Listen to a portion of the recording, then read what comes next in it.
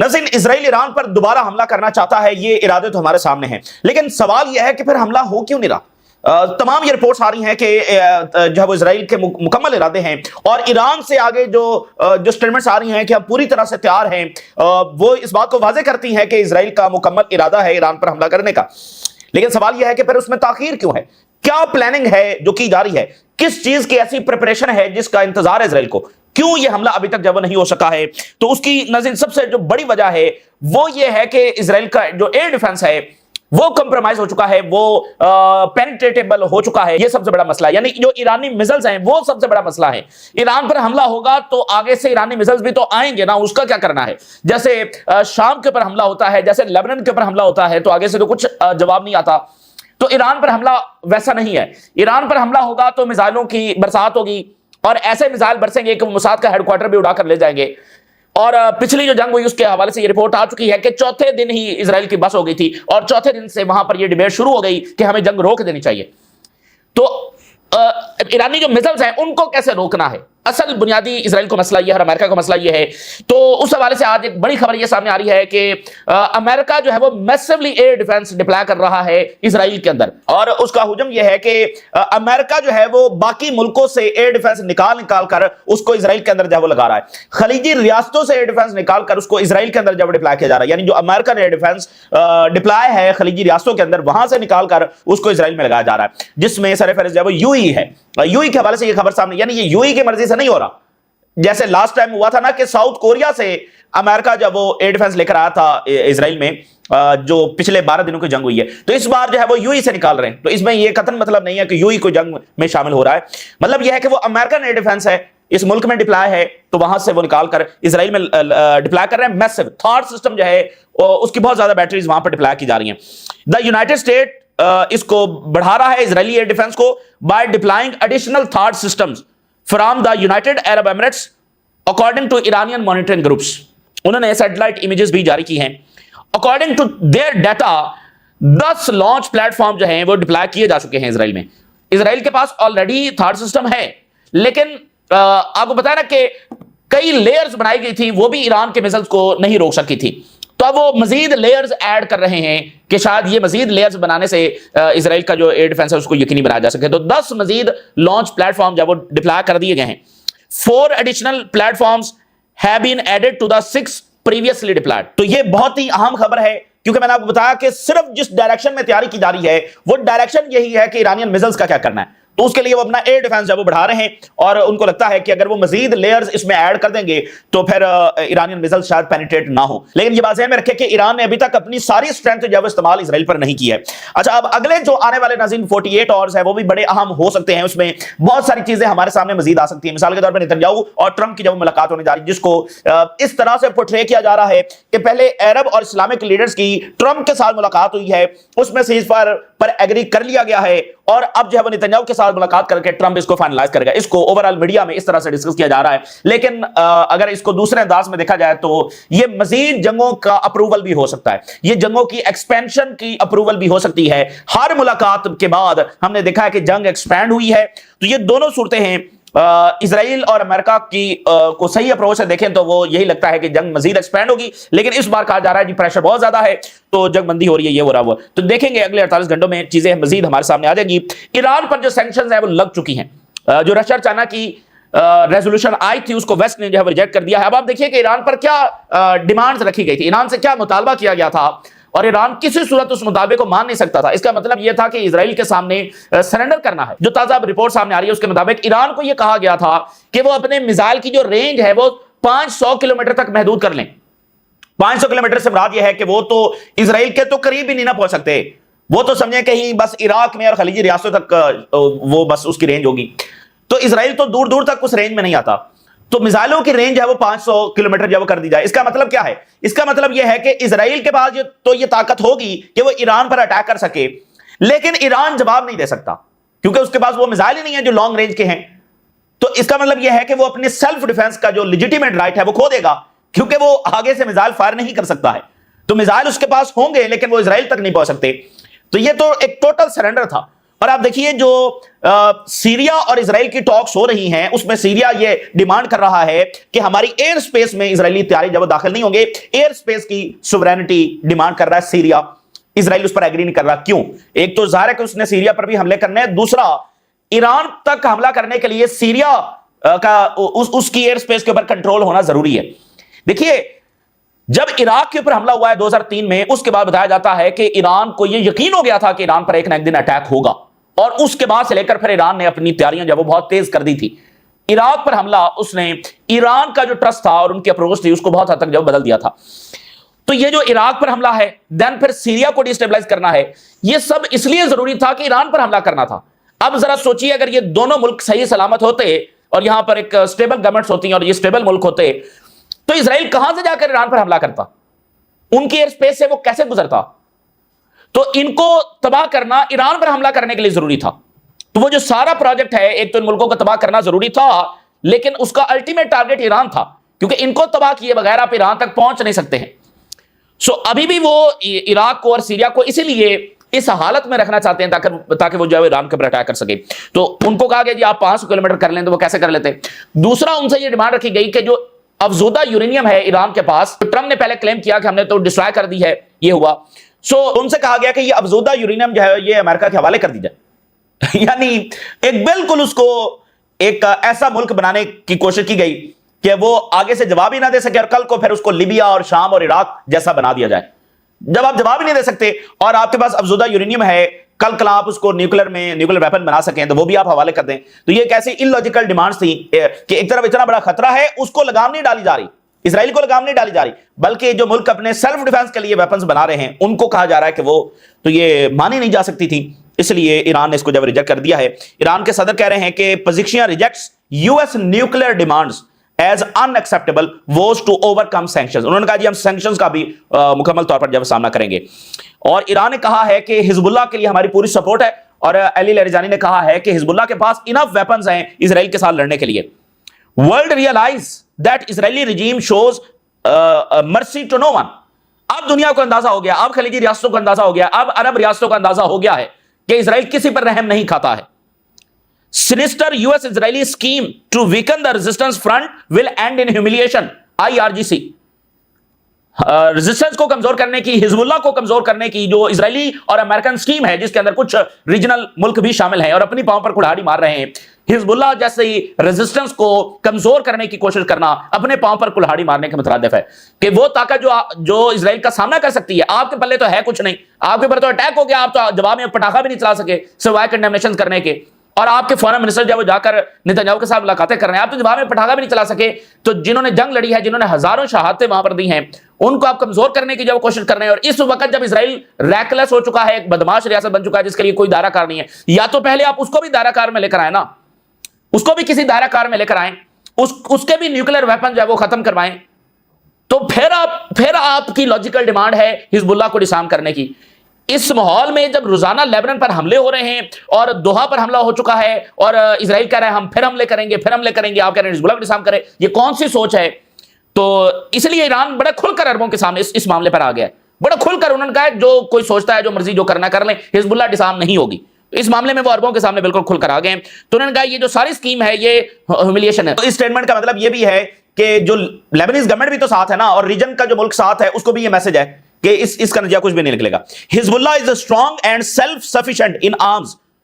علی Larijani نے Beirut میں کہا کہ انف ویپنز ہیں اور اسرائیل سے لڑنے کی پوری صلاحیت جو حزب اللہ کے پاس ہے۔ اب یہ وہ بیروت کے اندر کھڑے ہو کر یہ بات کر رہے ہیں۔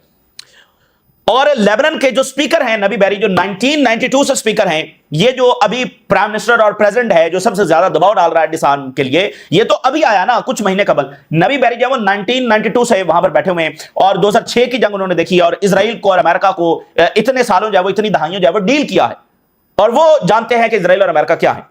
تو نبی بیری نے حسن نصر اللہ کے لیے سٹیٹمنٹ جاری کی ہے، حزب اللہ کی اس حمایت کے اندر جو سٹیٹمنٹ جاری کی ہے۔ یعنی دیکھیں نا، گورنمنٹ ہے، گورنمنٹ میں 3 اہم شخصیات ہیں، ایک پرائم منسٹر ہے، ایک پریزیڈنٹ ہے اور ایک سپیکر ہے۔ تو پرائم منسٹر اور پریزیڈنٹ امریکہ کی سائڈ کے اوپر کھڑے ہوئے ہیں، اور نبی بیری جو ہیں جو ظاہر امریکن سے بھی ملتے ہیں، سب سے ملتے ہیں، لیکن انہوں نے کھل کر جو حزب اللہ کی ریزسٹنس کی سپورٹ میں جب بیان جاری کیا، تو اس سے وہ اور زیادہ جو نیریٹو ہے پرائم منسٹر اور پریزیڈنٹ کا وہ ڈیمیج ہوا ہے۔ ایک تو لوگوں کی سپورٹ ریزسٹنس کے ساتھ ہے, دوسرا کہ آپ کی گورنمنٹ کی سب سے بڑی شخصیت کیا کہہ رہی ہے کہ صحیح ہے غلط ہی ہے, آپ حزب اللہ کو ڈسارم نہیں کر سکتے. تو نبی بحری نے حسن نصراللہ کی چونکہ اینیورسری تھی تو اس پر اسٹیٹمنٹ جاری کی, on the day of your martyrdom, آپ کی شہادت کے دن, I recall your voice echoing across the lands, میں یہ دیکھ سکتا ہوں کہ تمہاری جو آواز ہے وہ تھرو آؤٹ دا لینڈ جو ہے وہ آج بھی گونج رہی ہے. یہ حسن نصراللہ کے بارے میں اسٹیٹمنٹ جاری کر رہے ہیں. اسٹینڈنگ اگینسٹ فالسہڈ, فالسہڈ کے خلاف, غلط کے خلاف جو ہے آج بھی تم کھڑے ہو. Even if it leads to the martyrdom, یہاں تک کہ تم نے شہادت کا رتبہ حاصل کیا لیکن تم یعنی کھڑے رہے. Will unveil all masks that is a true victory, اور سب کے ماسک جو اتریں گے اور یہی اصل جو وکٹری ہے.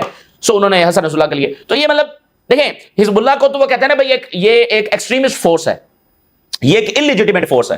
تو نبی بحری تو ایک پولیٹیکل پرسنالٹی ہے نا, جن سے امریکنز بھی آ کر ملتے رہے کئی دہائیوں تک, وہ تو ایک پولیٹیکل پرسنالٹی ہے. تو اس پولیٹیکل پرسنالٹی کا اور گورنمنٹ کے ایک اہم ترین ممبر کا, ایک سٹون کا ریزسٹنس کے حق میں بات کرنا, تو اس سے بہت زیادہ ڈیمیج ہوا ہے ان کا بیانی. تو یہ لگے رہیں گے, لیبنیز گورنمنٹ بھی پیچھے نہیں ہٹے گی, کیونکہ وہ لائی ہی, وہ اس کو لے کر ہی امریکنز آئے ہیں.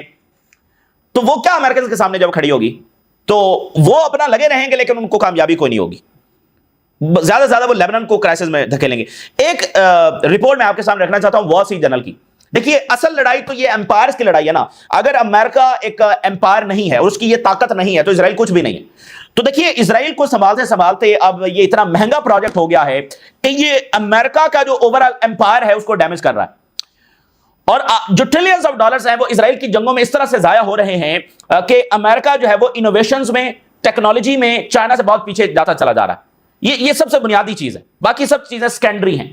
بنیادی چیز یہ ہے کہ خود امریکہ ڈکلائن ہو رہا ہے, تو وہ اس ایکسپینسو پروجیکٹ کو جو ایک لائبلٹی بن چکا ہے امریکنز کے اوپر, اور ان کے ٹیکس پیئر کے پیسے سے ٹریلینز آف ڈالرز ان کے ضائع کروا چکا ہے, اور اس میں تھاؤزنڈز آف امریکن فوجی بھی جانوں سے گئے ہیں. کتنی دیر وہ اس کو افورڈ کریں گے؟ اب آپ دیکھیے وال اسٹریٹ جرنل نے کیا رپورٹ جاری کر دی ہے کہ ایک بڑا پروجیکٹ جب وہ شروع ہوا تھا 2 سال قبل اسی جنگ کے درمیان کہیں آگے پیچھے, جس میں آرٹیفیشل انٹیلیجنس سے لیس ویپن جو ہے وہ انہوں نے لے کر آنے تھے, set to counter China, China کو کاؤنٹر کرنے کے لیے. یعنی دیکھیں امپائر کس لیے امپائر ہے کہ وہ ہر ایک چیز میں لیڈ کر رہا ہے. جو اس کے پاس ویپنز ہیں وہ سب سے جدید ہیں, وہ سب سے پہلے اگلی جنریشن کا فائٹر جیٹ بنائے گا, وہ سب سے پہلے آرٹیفیشل انٹیلیجنس کے ویپنز بنائے گا. ہر وہ ویپن جو دنیا میں بنے گا سب سے پہلے امریکہ بنائے گا. لیکن اب کیا ہو رہا ہے کہ چائنا لیڈ کر رہا ہے اور امریکہ جو ہے وہ پیچھے ہے, فیسنگ سیٹ بیکس. اور اس پروجیکٹ کے تحت جو ہے چونکہ چائنا بہت زیادہ آگے بڑھ رہا ہے آرٹیفیشل انٹیلیجنس میں اور ڈرونز میں, ڈرون ٹیکنالوجی میں بہت زیادہ آگے ہے, تو اس پروجیکٹ کے تحت تھاؤزنڈز آف ایڈوانس ڈرونز جو ہے وہ انہوں نے بنانے تھے. لیکن اب جو ہے وہ یہ پروجیکٹ سٹرگل کر رہا ہے کمپلیٹ ہونے میں. وال اسٹریٹ جرنل کے مطابق 2 سال قبل یعنی اسی جنگ میں آگے پیچھے یہ پروجیکٹ جب شروع ہوا تھا, جس کا مقصد تھا لو کاسٹ آٹونومس ویپن جو ہے وہ بنائے جائیں to counter China's growing military capabilities. China کو کاؤنٹر کرنے کے لیے یہ پروجیکٹ جب شروع کیا گیا تھا, لیکن اب جو ہے دیر آر کنسرن کہ it is not moving fast enough.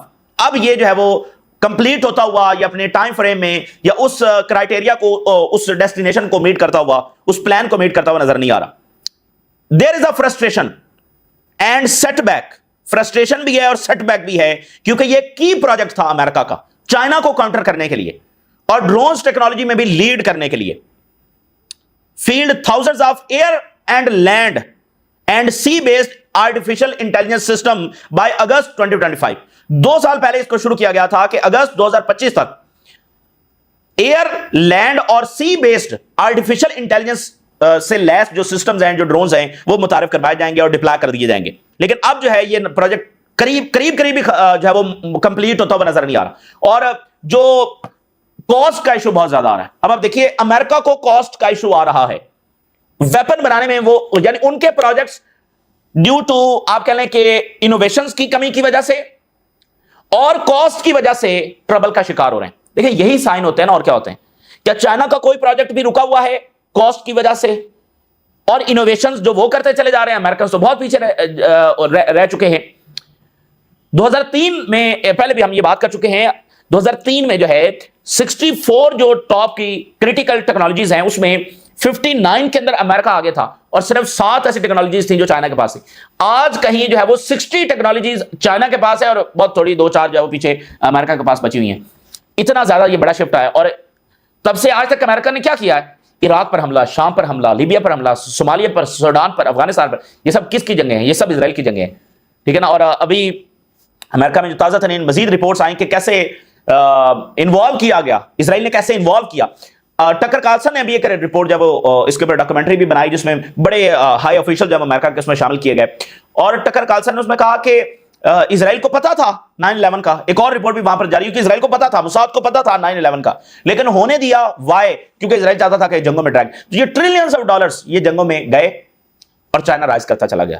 تو دیکھیے اسرائیل ایک ایکسپینسو پروجیکٹ ہے اور اس کو چلایا ہے سب نے، ایک کولیکٹیو ویسٹ نے اپنی اکانومی، اپنے ویپنز، اپنی ٹیکنالوجی، سب چیزیں انویسٹ کی ہیں اسرائیل میں اور اس کو چلایا ہے۔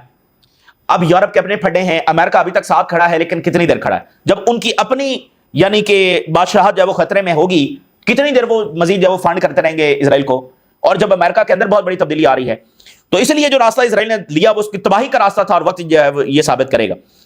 فریڈم فلاٹیلا جو ہے وہ آ رہا ہے اور اگلے 48 گھنٹوں تک وہ غزہ میں پہنچ سکتا ہے۔ مور بورڈز ہے وہ انہوں نے جوائن کیا ہے from Italy to break Gaza blockade, مزید بورڈز ہے وہ پیچھے سے آ گئی ہیں، مطلب حملہ بھی ان پر ہو سکتا ہے اگلے 48 گھنٹے سے، والے سے امپورٹنٹ ہے، یہ غزہ کے ساحلوں تک بھی پہنچ سکتے ہیں، اسرائیل کبھی پہنچنے نہیں دے گا، تو حملہ کرے گا تو اس کے جواب میں کیا ہوگا؟ یورپی یونین کی جو لیبر یونینز ہیں انہوں نے کہا ہے ہم پورے کانٹیننٹ کو بند کر دیں گے اگر اس کا راستہ روکا گیا، اور اٹلی کے یہ جو ڈاک ورکرز ہیں انہوں نے آلریڈی جو ویپن شپمنٹس ہیں وہ روکی ہوئی ہیں، کوئی وہ کہنے کہ ہم اس جہاز کو نہیں جانے دیں گے جو اسرائیل کے لیے اسلحہ لے کر جا رہا ہے، اور ادھر سے اسپین کی بندرگاہوں پر بھی یہ صورتحال ہے۔ اس کے ساتھ ایک اور ہیڈ لائن دیکھیے، entire fleet heading to Gaza to break the siege, ساری کی سارے شپس جو ہے وہ غزہ کی طرف بڑھ رہے ہیں۔ اور ہیرٹس کی ایک دو ہیڈ لائن دیکھیے کہ کیسے اسرائیلی فوج جو ہے وہ سائیکولوجیکل مریض ہو۔ اب یہ آپ ہیڈ لائن دیکھیے، اسرائیلی سولجر کہہ رہا ہے I saw the bodies of children, moral injury and mental strain breaking IDF soldiers، میں نے بچوں کی جو ڈیڈ باڈیز دیکھی، وہ بتا رہا ہے کہ اب وہ مجھے سونے نہیں دیتی۔ تو ہیرٹس یہ رپورٹ اس نے لکھی ہے کہ کیسے IDF جو ہے وہ بریکنگ پوائنٹ پر پہنچ رہی ہے، کیسے وہ تھاؤزنڈز آف اسرائیلی فوجی جو ہے وہ ذہنی مریض بن چکے ہیں، ان کو اب نیند نہیں آتی ہے، کیوں؟ کیونکہ جو کچھ غزہ میں انہوں نے کیا ہے، بچوں کو مارا ہے، اور پھر جو اثرات ان کے ذہنوں پر ہوئے ہیں، یہ ہیرٹس کی رپورٹ، آپ ذرا اندازہ کریں۔ اور پھر ایک اور فوجی کے اوپر وہ لکھ رہا ہے یہ غزہ میں تھا اور پھر یہ چلا گیا کچھ چھٹیاں منانے کے لیے یونان میں، اور وہاں کے کچھ آئلینڈز پر تھا، اور یہ کہتا ہے میں وہاں پر اس لیے گیا کہ میں جینوسائیڈ کے ہاررز اپنے ذہن سے نکال سکوں، لیکن وہاں پر بھی جینوسائیڈ کے ہاررز نے میرا پیچھا نہیں چھوڑا، کیونکہ وہاں پر لوگوں نے مجھے گھیر لیا۔ I escaped to the Greek nudist paradise only to discover that Israelis are hated there too۔ وہاں پر بھی وہ آگے رپورٹ میں لکھتا ہے کہ وہ لوگوں نے مجھے گھیر لیا، اور جو ہے وہ جو ہوتا ہے ان کے ساتھ، I thought I could forget the horrors of Israel and Gaza when traveling to a remote and enchanted Greek island where everyone nearly walks۔ اب یہ آئلینڈ کے اندر بھی آگے ایک اور ریموٹ ایریا جہاں پر بہت کم آبادی ہے اور جہاں پر کوئی رش نہیں ہے، لوگ نہیں ہیں، اور اس طرح کا ماؤنٹینیس ایریا ہے کہ لوگ بس واک کر رہے ہوتے ہیں، یعنی بہت ہی تھوڑے لوگ اور بس واک کرنے والے کو گاڑیاں نہیں، مطلب ایریا اس طرح کا ہے نا، یعنی آئلینڈ میں بھی آگے کہیں کسی ریموٹ ایریا میں ہو گیا کہ مجھے یہاں پر خاموشی، سکون، چین ملے، اور وہاں پر بھی لوگ اس کے پیچھے پہنچ گئے، اور جنہوں نے اس کو دیکھا انہوں نے جناب اس کو خوب اس کی جو ہے وہ کی درگت بنائی۔ walks around naked encountering graffiti like a vacation from genocide not here I realized I was wrong۔ تو میں جینوسائیڈ سے بھاگ کر وہاں چھٹیاں منانے گیا لیکن وہاں بھی مجھے سکون نہیں ملا اور ملے گا بھی نہیں۔ اور ٹرکی فارن منسٹر کہہ رہے ہیں اسرائیل از اے روگ actor blinded by greater Israel dream، یہ گریٹر اسرائیل ڈریم جو ہے وہ کبھی اس کا پورا نہیں ہوگا۔ چائنیز میڈیا نے لکھا نیتنیاہو کی سپیچ کے اوپر کہ کیسے وہاں پر ملک جو ہے وہ انہوں نے بائیک آؤٹ کیا، چائنیز میڈیا نے بھی اس کو رپورٹ کیا۔ many delegates walk out in protest when Netanyahu addressed United Nations Assembly۔ اور نیتنیاہو کی جو سپیچ تھی اور جو اس وقت اس کے انٹرویوز ہیں وہ وہاں پر یہی اپنے آپ کو پوزیشن کر رہا ہے کہ ہم امریکہ کی جنگیں جو وہ لڑ رہے ہیں۔ مثال کے طور پہ جو اس نے چارٹرز اٹھائے ہوئے تھے یونائٹڈ نیشن میں، اس نے اوپر لکھا ہوا تھا کہ کون سی تنظیمیں ہیں جنہوں نے امریکنز کو مارا ہوا ہے اور ان کو ہم نے تباہ کیا، تو اس میں حماس، حزب اللہ، ایران، یہ وہ سارے ڈال کے اور کہا کہ دیکھو انہوں نے تو امریکنز کو مارا ہے تو ہم ان کو مار رہے ہیں، یعنی ہم ان کو مار رہے ہیں جو امریکہ کے بھی دشمن ہیں، تو اس میں غلط کیا ہے؟ تو اس نے اپنے آپ کو اس طرح سے جب پوزیشن کرنے کی جب کوشش کی۔ ہیرٹس نے لکھا ہے نیتنیاہو کی UN سپیچ جو ہے اس نے دو آڈینس کو ٹارگٹ کیا ہے اونلی۔ کون سی دو آڈینس؟ ایک اسرائیل کے اندر جو اس کی رائٹ ونگ بیس ہے، اور امریکہ میں اس نے ڈونلڈ ٹرمپ کو بتایا ہے، اس کو جب مخاطب کر رہا تھا وہ۔ اچھا ایک بات اس کی بڑی انٹرسٹنگ ہے، نیتنیاہو نے کہا کہ عرب اور مسلم لیڈر جو ہیں who are looking to move forward وہ یہ چاہتے ہیں اور یہ جانتے ہیں کہ اسرائیل جو ہے وہ ان کو سائنس اور ٹیکنالوجی دے گا. یہ اتنا بڑا جھوٹ ہے جس کے اندر یہ عرب لیڈر اور یہ سارے لیڈر جو بھی اسرائیل سے یہ توقع لگا کر بیٹھے ہیں ان کو ٹیکنالوجی ملے گی اور ان کو سائنس یہ جو دیکھیں اصل بات خود نتنیاہو کر رہا ہے. اب یہ ہماری کوئی اختراع تو نہیں ہے. نتنیاہو خود کہہ رہا ہے کہ یہ ہم سے مطالبہ رکھتے ہیں کہ ہم ان کو سائنس اور ٹیکنالوجی دیں گے اور ہم دیں گے. نتنیاہو کہہ رہا ہے. یہ سب سے بڑا ایک ان کی غلط فہمی ہے اور فولش ایک پالیسی ہے کہ جو یہ لگا کر امید بیٹھے ہوئے ہیں کہ اسرائیل ان کو سائنس اور ٹیکنالوجی دے گا. امریکہ کے دیے گئے ویپنز تمہارے لیے کھلونا ثابت ہوئے اور اسرائیل کے سامنے وہ حرکت بھی نہیں کر سکے. یہ نہیں کہ قطر کے جہاز اسرائیلی جہازوں کے پیچھے بھاگے اور گرا نہیں سکے, حرکت بھی نہیں کر سکے, اور تمہارا بلینز آف ڈالرز کا جو ایئر ڈیفنس ہے وہ حرکت بھی نہیں کر سکا. اور تم جو اتنی بڑی بڑی بیسز اور وہاں پر ہر سال بلینز آف ڈالرز قطر امریکہ کو دیتا ہے, حرکت بھی نہیں ہوئی. وہ ویپنز امریکہ کے اور یورپ کے وہ کھلونے ثابت ہوئے. تو اسرائیل تمہیں ٹیکنالوجی دے گا اپنے برابر آنے کے لیے. یہ کون سی سوچ ہے جس کو یہ لے کر جب وہ بیٹھے ہوئے. تو ایران کو نہیں چاہیے ٹیکنالوجی اسرائیل سے, ٹرکی کو بھی نہیں چاہیے. تو یہ کون سے ملک ہیں جو یہ سوچ لگا کر بیٹھے ہوئے ہیں اور امید لگا کر بیٹھے ہوئے. اسرائیل ان کو ٹیکنالوجی دینے کے لیے نہیں آیا ہے. اسرائیل ان کے اوپر حکومت کرنے کے لیے آیا ہے, ان کے اوپر بادشاہت کرنے کے لیے آیا ہے. اور جب نتنیاہو کہتا ہے کہ وہ 3500 ایئرز کی بیٹل لڑ رہا ہے تو وہ ان کو کچھ بھی نہیں سمجھتا ہے. سو ان کو دیکھیں, بات یہ ہے کہ آپ کہتے رہیں کہ ہم تو اس بات کو نہیں مانتے. بھائی وہ تو مانتے ہیں نا, وہ تو ایک خاص مقصد کے ساتھ تحت آئے. آپ کہتے ہیں وہ تو بس ایسے ہی ہے. بھائی ایسے نہیں ہے, وہ ان کی یہ آئیڈیالوجی ہے اور وہ اسی آئیڈیالوجی کے تحت چل رہے ہیں. تو آپ کو اس کا سامنا کرنا ہے بذریعہ طاقت, جب سامنا کرنا ہے. آپ بیٹھے رہیں نہیں جی اسرائیل تو ایسا ہے, بھائی اسرائیل تو وہ خود بتا رہا ہے کہ ہم کیسے ہیں اور ہم کس لیے یہاں پر آئے ہیں. تو کوئی ان کو سائنس اور ٹیکنالوجی نہیں ملنے والی, کچھ بھی نہیں ان کو ملے گا. یہ ایک ان کی غلط فہمی ہے اور اس کا خمیازہ فلسطینیوں نے بھگتا ہے. ان کی اس پالیسی کا خمیازہ فلسطینیوں نے بھگتا ہے. جو ہیرڈز نے آرٹیکل لکھا تھا کہ ان کی پیس ٹریٹیز نے اسرائیل کو فری ہینڈ دیا کہ وہ جو چاہے فلسطینیوں کے ساتھ کر لے, اسرائیل کو کوئی پوچھنے والا نہیں ہے. ان کی نارملائزیشن, ان کی پیس ایگریمنٹس جو وداؤٹ کنڈیشن تھے اس نے اسرائیل کو الاؤ کیا, فری ہینڈ دیا. تو ابھی بھی اگر یہ ہوش کے ناخن نہیں لیتے تو ان سے بڑا ایک فولش اور ایک بدقسمتی والی جو بات کیا ہو سکتی ہے. بہت ہی یہ افسوسناک بات ہے اگر یہ ابھی بھی اسی امید میں بیٹھے ہوئے ہیں. سو یہ اس وقت کی تازہ ترین صورتحال جو آپ کے ساتھ شیئر کیا, آپ نے رائے ضرور کریں. اجازت, اللہ حافظ.